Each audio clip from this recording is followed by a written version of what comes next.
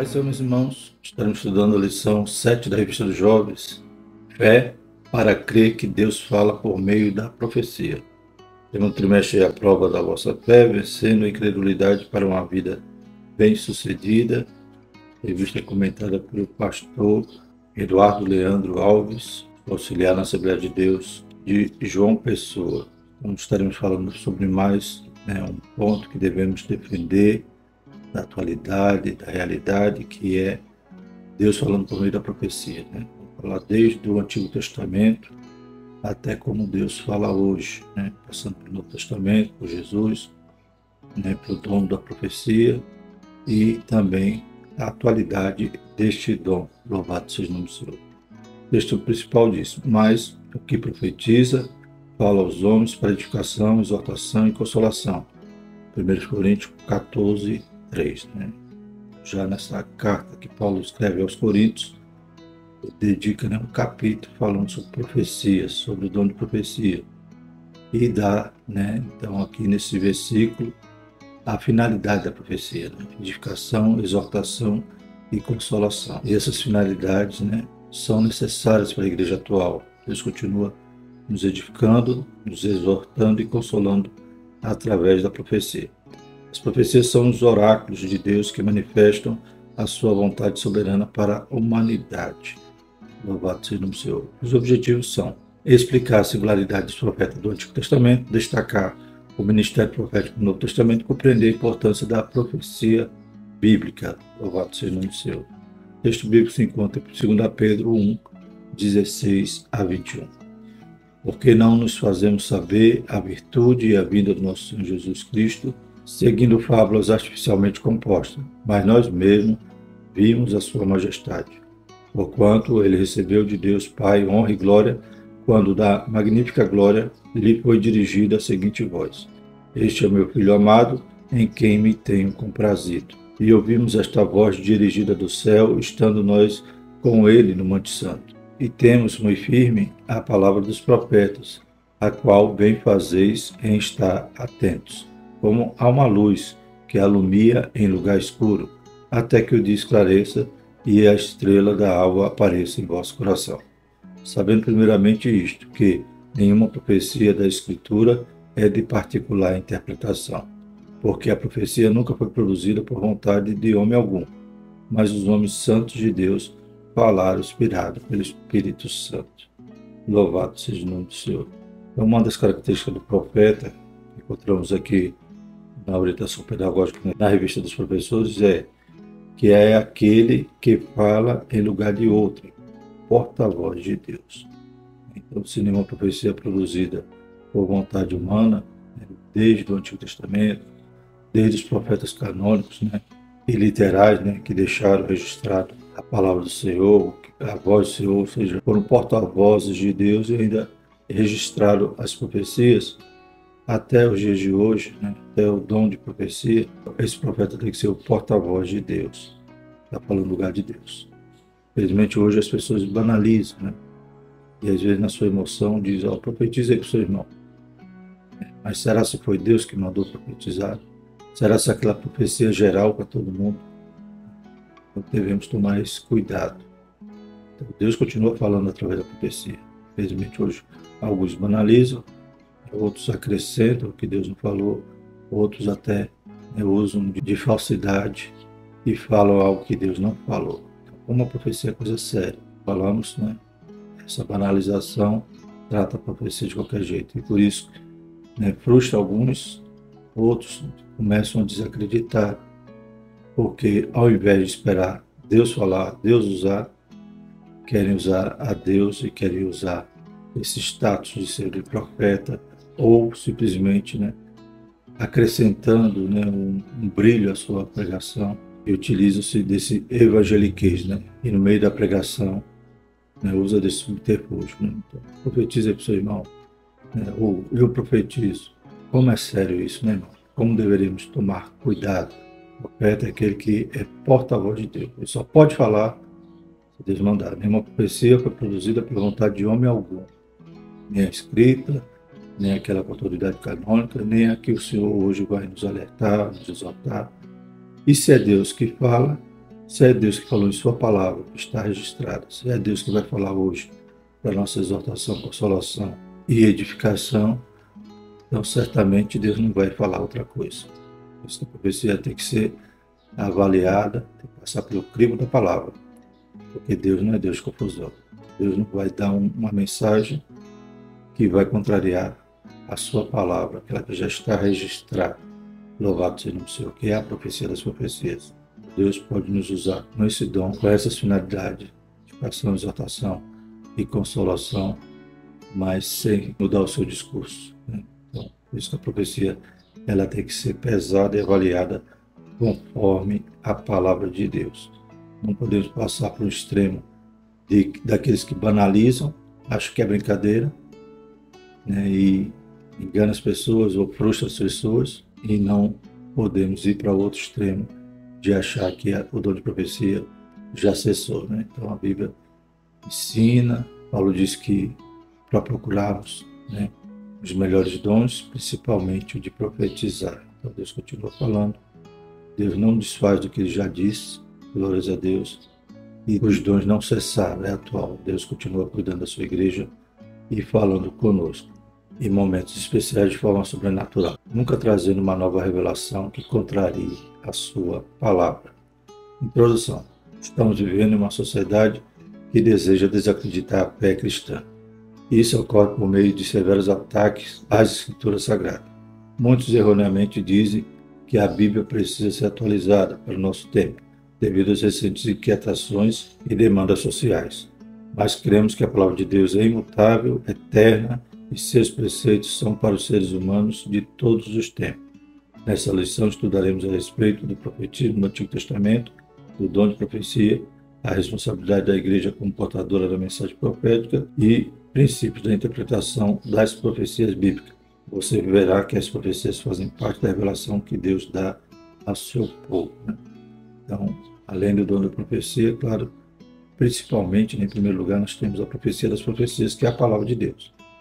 E essa palavra deve ser corretamente interpretada, como veremos no último tópico, né? Então, a palavra de Deus diz que sem a profecia o povo se corrompe. Nós já temos a maior profecia, que é a palavra de Deus, e tem muitos mistérios ali, muitas coisas simbólicas que precisamos nos debruçar e interpretar corretamente. Não conforme a nossa vontade, não conforme o nosso querer, mas sim fazer uma exegese correta, ou seja, extrair o que está ali dentro do texto, o que Deus está, né, nos transmitindo, nos falando, nos revelando através da sua palavra. Primeiro tópico, os profetas do Antigo Testamento. Primeiro subtópico, o profetismo. Vamos iniciar o tópico fazendo algumas indagações. Elas são importantes para que tenhamos uma compreensão melhor da temática da lição. Então vamos à primeira pergunta. Você sabe o que significa profetismo? Segundo os teólogos, o profetismo é um movimento que surgiu no século VIII a.C. em Israel, né? Esse século VIII talvez não esteja tão preciso, porque o século VIII a gente já nos reportaria ali o período de Amós, de Isaías, mas a gente vê que começou antes. O profeta, na realidade, sempre existiu, né? Desde o começo da revelação, né? Abraão, chamado profeta, Moisés, Miriam, o próprio Noé. Então a gente vê que os patriarcas e também a partir de Moisés a gente já vê esse termo profeta sendo atribuído a alguns homens e mulheres de Deus. Então, se fôssemos contar esse movimento de profetismo, né, que já é, né, ações mais contundentes, né, o próprio ofício do profeta, então a gente poderia contar a partir de Samuel, que além de juiz e sacerdote também era profeta. A gente vê Natã, Davi, e a partir da divisão do reino, a gente vê também inúmeros profetas se levantarem, né? Deus usando, tanto no Reino do Norte como no Reino do Sul. Destaca-se Elias, Eliseu, inclusive, né, eles dirigiam ali uma escola de profeta. A gente vê que Deus usava os profetas em momentos especiais. Conforme a lição passada, estudamos, o texto dizia que o profeta era o recurso especial de Deus. Muitas vezes, quando o rei falhava, estava no caminho diferente daquele que Deus queria, desobedecendo a Deus, indo atrás de ídolos, ou os sacerdotes se corrompiam. Então, muitas das vezes, Deus usava um recurso especial, que era o profeta, para buscar colocar o povo nos trilhos novamente. Não poderíamos retroagir, então, o início, né, desse movimento ao século X ou ao século XI a.C. Qual era o propósito desse movimento? Restaurar o monoteísmo hebreu, combatendo assim a idolatria e, como consequência, a fidelidade a Deus. Denunciar e corrigir as injustiças sociais e acender a esperança messiânica do povo. Então, momento de crise, momento que o povo estava realmente fora dos caminhos do Senhor, em meio à idolatria, e a idolatria era a porta para os demais pecados, justiça social, corrupção, violência, imoralidade. Então, quando o povo estava, né, imerso nessa podridão, né, desagradando a Deus, entristecendo o coração de Deus, Deus usava o profeta a fim dessa restauração, né, trazer o povo de volta para os caminhos do Senhor. Quem eram os antigos profetas do Antigo Testamento? Eram pessoas vocacionadas pelo Senhor e autorizadas por Ele para falar em seu nome. Então, é pesado, né? Falar em nome de Deus. O profeta, quando realmente é usado dessa forma, né, ele não fala o que agrada, né, nem o que lhe dá prestígio, né, ou agenda. Ele fala o que Deus manda. Né, nem sempre são coisas boas. Às vezes o Senhor exorta palavras para que as pessoas possam voltar aos caminhos do Senhor, como acontecia no Antigo Testamento. Glórias a Deus. Infelizmente, hoje é banalizado esse ofício. E as pessoas falam sem Deus mandar. Como é pesada essa palavra, né? Eu profetizo, ou profetiza aí. Que Deus tenha misericórdia de nós. Eram os porta-vozes de Deus que, em tempos difíceis de idolatria e apostasia, tinham uma importante missão: denunciar o pecado, conduzir o povo ao arrependimento e para mais perto de Deus. O profeta era o contrapeso entre a realeza e Deus. O ministério e a vocação desses homens e mulheres não dependia da tribo em que nasceram, nem da posição social ou capacidade intelectual. A escolha era um ato soberano da vontade de Deus. Os profetas podem ser vistos desde o início do povo hebreu, né? Desde Gênesis 27, Números 11, 25 e 26, Deuteronômio 34, 10, né? Inclusive na lei já havia prescrição. Aquele que usava, né, esse artifício de dizer que Deus estava falando algo e Deus não estava falando, né? Uma das provas cabais era o não cumprimento daquela palavra. Esse profeta, né, ele era sujeito à pena de morte. Então a gente percebe que é algo puro, né, algo maravilhoso, quando realmente o profeta é usado por Deus. Eles serviram como verdadeiros canais de comunicação entre Deus e o seu povo, né? Então havia esse princípio, essa finalidade do profeta do Antigo Testamento. A gente vai ver a diferenciação do Novo, né? Então, a partir do Novo Testamento, né, o último profeta desse movimento é João Batista. E o Novo Testamento, né, é diferente. A gente vai ver quais são as diferenças. Segundo o subtópico, Moisés inicia o ofício profético em Israel. Moisés tinha uma grande missão: conduzir o povo até a terra prometida. Como ele não poderia exercer seu trabalho sozinho, 70 anciãos foram chamados e separados para ajudá-lo. Lá em Números 11, 24 a 29. Foi assim que Deus repartiu o Espírito que estava sobre Moisés, entre 70 anciãos do povo. A Escritura afirma que quando o Espírito repousou sobre eles, profetizaram. Números 11, 25. Foi com estes 70 homens que teve início o que mais tarde foi denominado de ministério profético em Israel.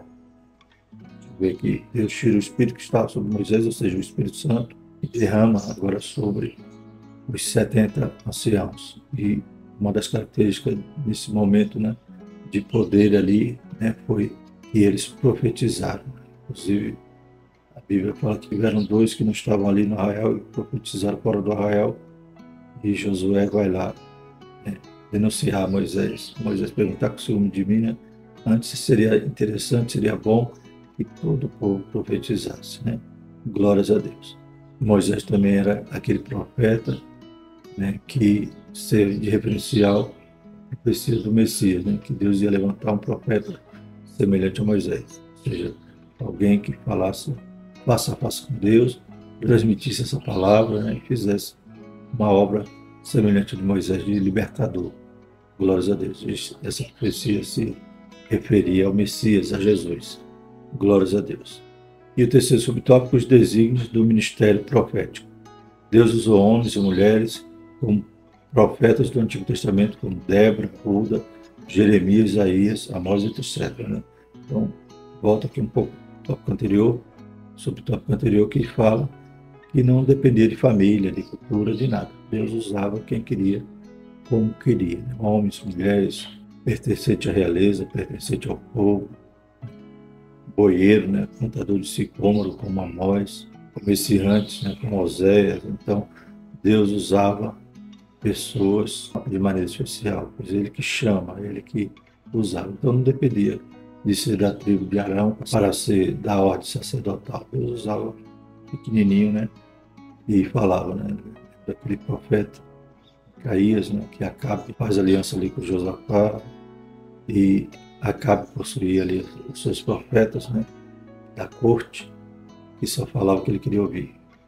Josafá pergunta: não tem um profeta de Deus aqui não? Ele fala: tem um ali, mas sempre fala mal de mim, sempre fala, né, contrário a mim. Vão chamá-lo, né, e o profeta então, por fim, declara qual é a palavra de Deus, né, que ele iria morrer ali na guerra. E ele diz, né, tá vendo? Não fala mal de mim. Então deixou ele lá preso, no só pão e água, e disse: eu só vou te soltar quando voltar. Ele disse: se o rei voltar, então Deus não falou através de mim. Deus falava, se cumpria, glórias a Deus. Aquele pequenininho ficou amarrado ali, mas ele foi usado por Deus de forma tremenda, e que tudo que Deus revelou a ele aconteceu.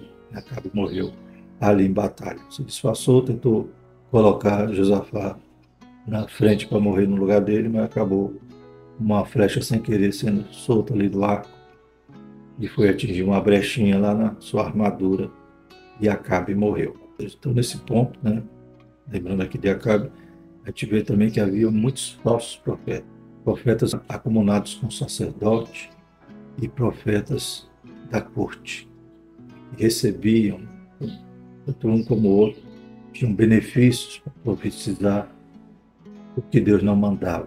Né? Às vezes também acontecia contra eles de terríveis juízos. São homens que eram usados pelo diabo, ou seja, enganavam, né? Falavam mentiras e diziam que Deus falou. Mas aqueles que eram usados por Deus mesmo sofriam, mas Deus cuidava, e Deus abençoou, e Deus usou homens e mulheres de forma tremenda, né? Glórias a Deus. Então não havia questão do sexo, não havia questão de posição social, cultura, nada disso. Deus chamava aquele que ele queria usar como seu recurso especial contra todas as mazelas do povo, né? Como diz o nosso comentarista, era o contrapeso. Louvado seja o nome do Senhor. Segundo tópico, o ministério profético no Novo Testamento. Primeiro subtópico, Jesus Cristo, o profeta. As Escrituras Sagradas afirmam que Jesus foi o profeta por excelência. Segundo Lucas, ele foi o grande profeta, Lucas 7,16, né? Aquele que seria semelhante a Moisés, viu a profecia messiânica, se cumpriu em Jesus. E João o retrata como profeta que deveria de vir ao mundo e que salva as nações. João 3,16, 6,14. Jesus falava e agia segundo a vontade de seu Pai, mesmo sendo Deus. Né? Então, fazia e transmitia, né, a palavra do Pai, a vontade do Pai. E esta é uma característica da profecia bíblica, que a profecia nunca foi produzida por vontade de homem algum, mas os homens santos de Deus falaram inspirados pelo Espírito Santo, segundo Pedro 1,21. Tanto no Antigo quanto no Novo Testamento, o profeta era um porta-voz de Deus. Não falava o que desejava, mas o que o Senhor ordenava. E o segundo subtópico, dom de profecia. Profecia é diferente do ministério profético. Dom é uma manifestação momentânea e sobrenatural do Espírito Santo, como um dos dons espirituais prometido em Joel 2, 28 e 32. O derramamento do Espírito Santo é uma das características, né? Era também a profecia, né? Os jovens, os velhos, né? Visões, e haveriam também de profetizar. A profecia, assim como todos os dons, segundo Paulo, em sua carta aos Efésios, 5, 4, 11 a 14, tem por finalidade o aperfeiçoamento dos santos e a edificação do corpo de Cristo. Conforme também textual, né? 1 Coríntios 14, 3 a 5. É importante ressaltar que o dom de profecia nesse tempo não é infalível. Logo, a profecia deve ser corrigida e julgada. Falem 2 ou 3 profetas, os outros julguem. 1 Coríntios 14, 29. Né?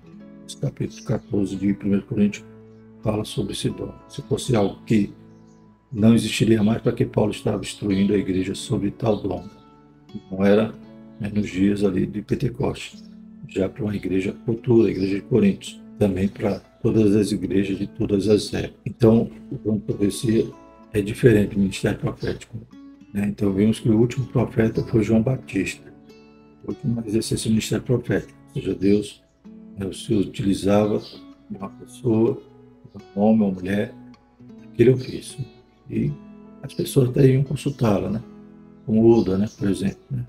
As pessoas iam atrás dos oráculos de Deus, né, das mensagens de Deus que portava ali o profeta de Deus. Eles iam consultar o profeta e o profeta transmitia a palavra de Deus. Então isso já fazia parte do seu ministério. Isso é o ministério profético do Antigo Testamento.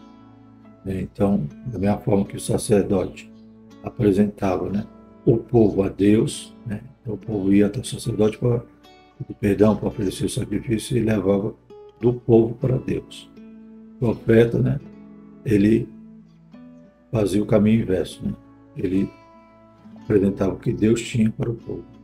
Deus transmitindo algo através do seu servo, da sua serva, ao povo. Então, era outra direção. O sacerdote era o povo para Deus e o profeta era de Deus para o povo. Glórias a Deus. Mas isso não existe mais. Não é mais para o crente consultar profeta. Não existe mais esse profeta que seja utilizado nesse ministério 24 horas por dia e a hora que for consultar, Deus vai falar com ele. Então, o dom de profecia é algo momentâneo. Deus usa quem quer, quando quer, como quer. Então, não existe mais esse ofício do profeta. A gente vai ver que existe o dom ministerial do profeta, mas conforme a lição que estudamos sobre os dons espirituais, dons ministeriais, o profeta do Novo Testamento estava relacionado à pregação, à palavra. Então, não era mais esse ministério profético ou o profetismo que havia no Antigo Testamento. Porque o dom de profecia é manifestado de forma momentânea, quando Deus quer exortar, consolar, edificar. E a diferença também é que o profeta do Antigo Testamento, né, ele teve autoridade canônica, tanto é que muitas profecias foram escritas ou registradas por alguém, né, por exemplo, Elias, né? Elias não escreveu, mas está registrado no livro dos reis. Ou aqueles profetas literários que deixaram escrito, como Isaías, Ezequiel. Então, autoridade canônica, ou seja, tudo que eles falaram, né, foram inspirados por Deus para ser registrado, né, ou por eles ou por outro, para que pudesse compor, né, a palavra de Deus. Então, os rolos ali que foram produzidos contendo essas profecias compõem hoje a nossa Bíblia. E os profetas atuais não têm essa autoridade, né, canônica de mudar algo que está escrito. Né, o comentarista cita aqui que o dom de profecia não é infalível, né? Eu discordo em parte do que está dizendo aqui, porque o dom é infalível, é Deus falando, né? Lembra que é o porta-voz de Deus. Se Deus está falando, é verdadeiro. O que não é infalível é o portador, né? Muitas das vezes ou acrescenta ou fala que Deus não mandou, né? Então, o profeta que não é infalível, mas se for dom mesmo de Deus, é infalível. É claro que não vai ter mais autoridade canônica, porque Deus não vai mudar a sua palavra. Ele não é o homem para mentir, nem o filho do homem para se arrepender. Ele pode falar conosco hoje, usar um profeta, e nós vamos avaliar se essa profecia está amparada pela palavra de Deus, né? Não ultrapassa nada da palavra, para poder julgar o profeta e a profecia. Mas isso, se for Deus falando, jamais vai acontecer. Deus não é Deus de confusão. Deus fala de forma infalível e é claro que nunca vai contrapor a sua própria palavra. Louvado seja o nome do Senhor. Alguém vem profetizar que Jesus vai voltar dia tal. Então, a profecia é falsa, porque quando eu vou avaliar com a palavra de Deus, vai dizer que nem o dia nem a hora ninguém sabe. Né? Então, Deus não vai revelar. É algo iminente e algo de surpresa, né? Como ladrão Então a palavra de Deus já deixa bem claro que vai ser de surpresa. E se alguém, né, profetiza o dia e a hora, já sabe que é um falso profeta. Então não foi o dom de profecia que falhou, é o profeta que é falso, né? Então eu gostaria de fazer essa ressalva aqui, não sei se os irmãos concordam, mas o dom de profecia é infalível. O que não é infalível é o profeta, por isso que a gente tem que julgar. E além disso, né, Deus jamais dará uma nova revelação. Como muitas seitas surgiram a partir de uma nova revelação. Isso quer acrescentar, quer criar um capítulo a mais na palavra do Senhor. Isso, né, a Bíblia diz que até um anjo do céu vinha nos pregar outro evangelho, é anátema, né? Então é claro que as seitas surgiram assim, né? A gente vê, livros foram escritos baseados em revelações falsas, né? Deus, nele não há mudança nem sombra de variação, né? Ele falou na palavra, passa os céus e a terra, mas a sua palavra não passa. Louvado seja o nome do Senhor. Por isso que a profecia existe, Deus pode exortar-nos, mas conforme a sua própria palavra. Terceiro subtópico, a igreja como voz profética. O profetismo, como conhecemos no Antigo Testamento, findou-se com João Batista, mas os dons são concedidos à igreja pelo Espírito Santo. Podemos afirmar que a igreja possui uma mensagem profética, anunciar Cristo, evangelizar, ensinar, discipular, até que Cristo venha. Já temos a profecia das profecias em nossas mãos. E quando nós a proclamamos, estamos sendo profetas. O profeta do Novo Testamento está relacionado à palavra. Louvado seja o nome do Senhor. Então, essa profecia já somos portadores. Se a interpretamos direito, se a lemos direito, podemos transmitir uma palavra fidedigna, sim, aí é uma palavra profética. Mas não é palavra profética aquela que eu, na minha emoção, digo, ó, né, e transmito uma mensagem para o povo de forma generalizada, vai acontecer com todo mundo.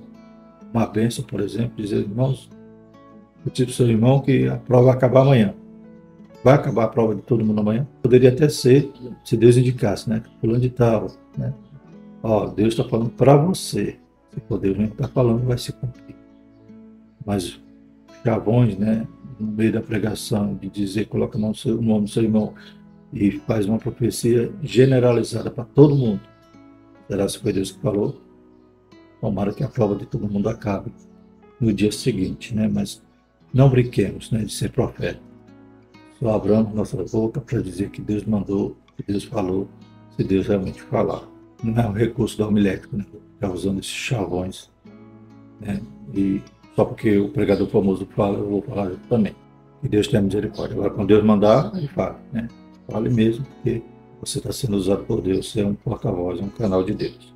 Louvado seja o nome do Senhor. Podemos brincar, nem banalizar a profecia, que é algo sério. Um dia, todos nós vamos prestar conta diante de Deus. Então, nós possuímos essa mensagem profética, né? Glórias a Deus. Posso dizer, a autoridade da palavra do Senhor, né? Se creres, verá a glória de Deus. Na Bíblia, né? Glórias a Deus. Arrependei-vos, será apagado seus pecados, na Bíblia, né? Vinde a Jesus, né? Cansado, oprimido, sobrecarregado, serás aliviado, né? Deus perdoará seus pecados. Então, toda a mensagem bíblica, profética, aleluia, que pode ser proclamada com a autoridade do céu. Glórias a Deus. Deus nunca deixou de falar com o seu povo, e Ele continua falando conosco. Mas será que estamos atentos à sua voz? Será que queremos realmente ouvir o que o Mestre tem para nós? Glórias a Deus, né? Dentro daquela charge, né, daquele meme, da pessoa dizendo, Senhor, fala comigo, aí pegar a mão do céu com a Bíblia, né? Ó, já estou falando. Então, às vezes a gente quer ouvir fábulas, mas não quer ouvir a palavra de Deus, né? Ou uma profecia verdadeira, né? E às vezes a profecia verdadeira, normalmente, vai ser para nos exortar. A gente se edifique e seja consolado, é claro. Mas normalmente será a exortação, que a gente direite os nossos caminhos. E o terceiro tópico, entendendo a profecia bíblica, né? Então, se a gente já tem a profecia na mão, né, a gente tem que tomar o cuidado, tem que ter o temor de interpretá-la de forma correta. Princípios de interpretação, primeiro subtópico. Você sabe o que significa hermenêutica? Ela é a disciplina que investiga os princípios de interpretação da Escritura Sagrada, né? Ela forma ali um conjunto de regras, como fazer para interpretar. Louvado seja o nome do Senhor. Então, se eu fizer o uso da hermenêutica correta, eu faço uma exegese, né? A hermenêutica é as regras, os princípios, e a exegese é a ação de interpretar. Os princípios a serem utilizados na interpretação de profecias são o mesmo utilizados na interpretação geral das Escrituras. Para interpretar a profecia bíblica, eu utilizo também desses recursos da hermenêutica. Então, quais são esses princípios? Toda a Escritura deve ser entendida de acordo com seu sentido literal, usual e comum, com exceção do contexto no qual seja indicado claramente que a declaração seja simbólica. Então, parto do princípio de interpretação literal, né? Como nós, da Assembleia de Deus, usamos, né? O método histórico-gramatical. Né? Então, vou buscar a literalidade do texto, né? Ou seja, o seu contexto, para quem Deus está falando, né? Porque o profeta está falando aquilo, eu vou buscar o sentido real daquela mensagem. Agora, quando há símbolos, né? Quando há metáforas, é claro, eu vou buscar também o significado daquela figura de linguagem ou daquela simbologia. E para interpretar a simbologia, como a gente vai ver aqui, no próprio contexto, né? Às vezes o Senhor falava uma parábola e em seguida explicava, né? Ou o próprio texto mais à frente vai trazer algum significado ou alguma referência a um outro texto. Então, um dos princípios também é que a Bíblia explica a Bíblia. E a letra B diz: a interpretação de linguagem simbólica é normalmente esclarecida pela referência a outras passagens bíblicas. Então, não vou adivinhar, vou buscar o significado na própria palavra. E o C, Deus marcou tempos definidos para Israel e para as nações. Né? Então, a gente tem que ver para quem é aquela profecia. É para a igreja? É para Israel? Glórias a Deus. Né? Os aliancistas acreditam que, né, Israel já passou o tempo, né? Só existe agora a igreja. Nós que somos dispensacionalistas, cremos que Deus também vai tratar com Israel. Muitas profecias na palavra do Senhor são dirigidas a Israel, que não se cumpriram ainda, mas vão se cumprir. Ou no milênio, na tribulação. Então, a gente tem que saber distinguir. E a letra D, a Escritura não especifica o dia e a hora do arrebatamento. A mensagem do profeta é para o seu próprio tempo e para gerações que se seguem, né? Glórias a Deus. Então, o que não está revelado, se vier o profeta querer revelar, já sabe que está errado, né? Ele não está interpretando a profecia, ele está ou no achismo ou simplesmente está querendo enganar. Segundo subtópico, método literal. Essa abordagem parte do princípio de que o escritor do texto bíblico escreveu sua profecia para ser compreendida como qualquer outro tipo de obra escrita. O método literal não ignora o fato de que a profecia possui símbolos e figuras de linguagem. No entanto, os interpreta como uma indicação de uma verdade literal. Então, existe algo literal ali, muitas vezes usando algum símbolo, alguma figura de linguagem, que também pode ser interpretado e buscar a literalidade, né? Quem foi aquele escritor, né? Usado por Deus, a quem ele se dirigia, né? Como é que eu posso interpretar isso à luz, né, daquela cultura? Então eu vou buscar um sentido literal até nos símbolos, nas figuras, pois vai indicar qual é a verdade. Você não pode querer adivinhar e nem ler a Bíblia, né? Também estudou isso em lições dos adultos, lição passada, sobre uma ótica de uma hermenêutica ideológica, né? Uma ideologia e vou ler a Bíblia com aquela lente, não. Tem que buscar a verdade de forma, né, nesse sentido literal. O que a mensagem realmente queria dizer? O que Deus estava dizendo ali para os ouvintes e, consequentemente, para a sua igreja. Terceiro subtópico, o problema do método pós-moderno. Né? Existem vários métodos pós-modernos, inclusive essa hermenêutica ideológica. Né? Aqui no nosso subtópico não vai tratar disso, mas estudou, como já falamos em revista dos adultos, em lições passadas, e aqueles que, né, têm uma ideologia, por exemplo, homossexual e quer ler a Bíblia com essa lente, né? Quer extrair e quer subtrair, né, textos que vão contrário à sua ideologia. Outros querem usar uma hermenêutica e interpretar a Bíblia com um foco socialista, ou vertendo para a teologia da libertação, né? Então vai ver a Bíblia ali como Jesus sendo um comunista, por exemplo. Outros vão dizer que não, é uma teologia negra. E vão usar uma lente e tentar interpretar a Bíblia baseada nos seus pressupostos, mas não. Nós é que devemos ler a Bíblia como ela é, e não como a gente quer que ela seja traduzida. A Bíblia não é uma obra de arte que cada um olha e faz uma interpretação, não. Existe uma interpretação única, né? A mensagem de Deus. Então vamos falar sobre o problema do método pós-moderno. Com base em discussões filosóficas e literárias, muitos propõem uma leitura bíblica que inicialmente pode ser muito interessante, a saber, a proposta de dar um novo significado ao texto bíblico para questões do nosso tempo, né? Então, parte já com seus pressupostos e quer que a Bíblia se adeque àquilo que ele pensa, né? Sua filosofia. O problema é que nesse caminho está o questionamento da autoridade do texto, da sua inspiração e suficiência, né? Deus falou. Vamos ouvir o que Deus falou, né? Vamos ler o que Deus falou, vamos interpretar a sua palavra e não vamos adequá-la ou vamos moldá-la, fazer o bezerro de ouro, não? Ou seja, fazer um Deus que eu quero, do jeito que eu quero. Não. Nós que temos que nos moldar, nós que somos barro na mão do oleiro, então nós temos que saber o que Deus transmitiu a nós.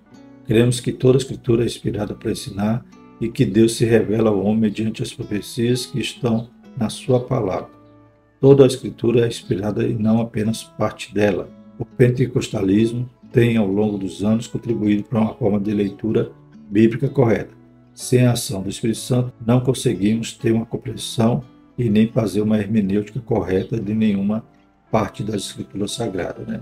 Os pentecostais, eles priorizam, né, a operação do Espírito. Inclusive, para interpretar, a gente carece dele, é claro. Glórias a Deus.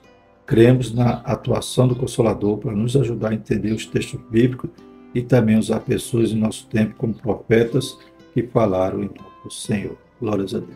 Alguns métodos de interpretação, como por exemplo o pós-moderno, dá ao leitor a autoridade de decidir o significado do texto. E isso pode ser até muito interessante para uma obra de ficção, um romance, mas não se tratando do texto bíblico, que é a nossa regra de fé e prática, né? Uma obra de arte, cada um interpreta de um jeito, né? Então, ele tem a sua perspectiva, tem os seus pressupostos, né? Tem as suas cargas culturais e naquela obra ele vê uma coisa, o outro já vê outra coisa. Mas a Bíblia não. Ela é fonte de água pura, louvado seja o Senhor. Por isso que a gente tem que tomar todo esse cuidado. Quantos eruditos da palavra estão lá buscando o texto original, no grego, no hebraico, para realmente, né, não fugir do significado do que Deus está falando. Glórias a Deus. Se cada leitor der seu próprio significado ao texto, teremos tantos significados quanto forem os seus leitores. Daí para incoerência ou erro é um salto, né? É isso que a Bíblia é um livro para ser de livre interpretação, de livre leitura. A interpretação tem que tomar cuidado, né, e não pegar um texto isolado, formar uma doutrina ou uma heresia. Tudo com contexto, tudo contextualizado à sua época, entendendo para quem Deus está falando, né? Para quem é aquela profecia, glórias a Deus, para que possamos realmente compreender o que a mensagem profética, né, ou as revelações de Deus para as coisas que estão por vir, aleluias, e suas instruções, né, para o nosso presente, para a nossa vida espiritual. A conclusão diz o seguinte: Deus deseja o crescimento de sua igreja e a edificação dos santos, e para isso ele continua usando seus profetas. No entanto, toda a profecia da atualidade deve ser submetida ao crivo das Sagradas Escrituras. Creia que Deus nos ama e deseja se comunicar conosco, mediante sua inerrante palavra, que é eterna e que não precisa e jamais precisará de nenhum tipo de reforma ou atualização. Próxima lição: fé para crer que Deus não criou o mal. Vamos orar? Santo e soberano Deus, obrigado, Senhor Jesus, por Senhor se comunicar conosco de forma tão maravilhosa. A palavra é real, Pai, é mais atual do que o jornal de amanhã, como diz o Peligrão. Obrigado, Senhor Jesus, por também nos comunicar, nos exortar, aleluia, Senhor Jesus, nos edificar e nos corrigir através do dom da profecia. Possamos, Senhor Jesus, ouvir a sua voz, Pai. Nesse tempo, Pai, que muitos banalizam, brincam, Senhor Jesus, fala, Senhor, o seu mandado. Que Deus tenha misericórdia de nós. Possamos estar atentos ao momento que o Senhor falar conosco. Deus poderoso e santo, abençoa os jovens, desperta o dom de cada um, Pai. Batiza com o teu Espírito Santo e dá dons espirituais para a glória do seu santo nome, em nome de Jesus. Que a graça do nosso Senhor Jesus Cristo, o amor de Deus e a comunhão do Espírito Santo permaneça sobre nós, hoje e para todo sempre. Amém.